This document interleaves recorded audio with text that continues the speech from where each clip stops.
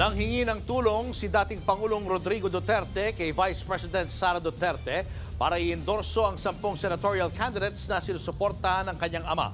Pero ang pag-endorso ni VP Sara kina Senator Amy Marcos at Camille Villar, sarili raw niyang desisyon. Nasa frontline ng balitang yan ang ating News 5 Visayas correspondent John Aroa. Bumisita si Vice President Sara Duterte sa hometown ng kanyang ama na si dating Pangulong Rodrigo Duterte sa bayan ng Danao sa Cebu ngayong araw. Pakay ng bise na mahanap kung saan nakahimlay ang lolo ng dating Pangulo. Matapos ang paghahanap, dumalo siya sa isang misa at nakipag-selfie sa mga nagtitinda at namimili sa Danao Public Market. Pasasalamat daw ito ng kanilang pamilya sa suportang natatanggap nila matapos ang pag-aresto kay Duterte.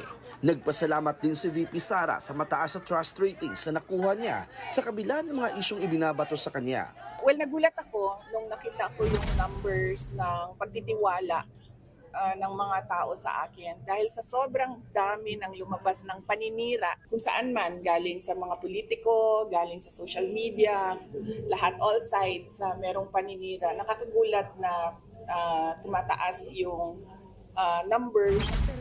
Sinagot din ng bise ang pag-endorso sa ilang tumatakbong senador tulad din ng re-election ni Senator Amy Marcos at Camille Villar.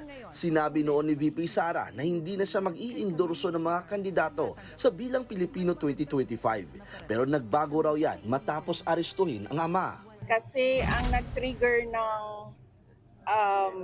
paglabas ko ay yung ginawa nila kay Pangulong Duterte. Nagkausap kami doon sa Hague at sabi niya, wala na ako, so pwede bang tulungan mo yung mga senators? So sabi ko, oo. Pero paglilinaw ni VP Sara, sariling desisyon niya na i-endorso sina Senator Amy at Villar. Wala raw itong basbas mula sa kanyang ama. Si Senator Amy Marcos, kilala niya ako, magkakilala kami. Si Camille naman ay matagal ko na rin siyang kilala. Nang tanungin siya kung may koneksyon ang pag-endorso niya ng mga kandidato sa kanyang napipintong impeachment trial, sabi lang ni VP Sara, kumpiyansa siyang maa-absuelto siya. Bukod sa Cebu, bumisita rin ang bise sa Samar at Leyte. Mag-iikot din siya sa Negros para magpasalamat sa mga taga-suporta. Nagbabalita mula sa frontline, John Aroa, News 5 Visayas. Mga kapatid, Julius Babaw po. Iba na ang may alam at may pakialam sa panahon ngayon. Para sa frontline ng mga balita, mag-follow at mag-subscribe sa social media pages ng News 5.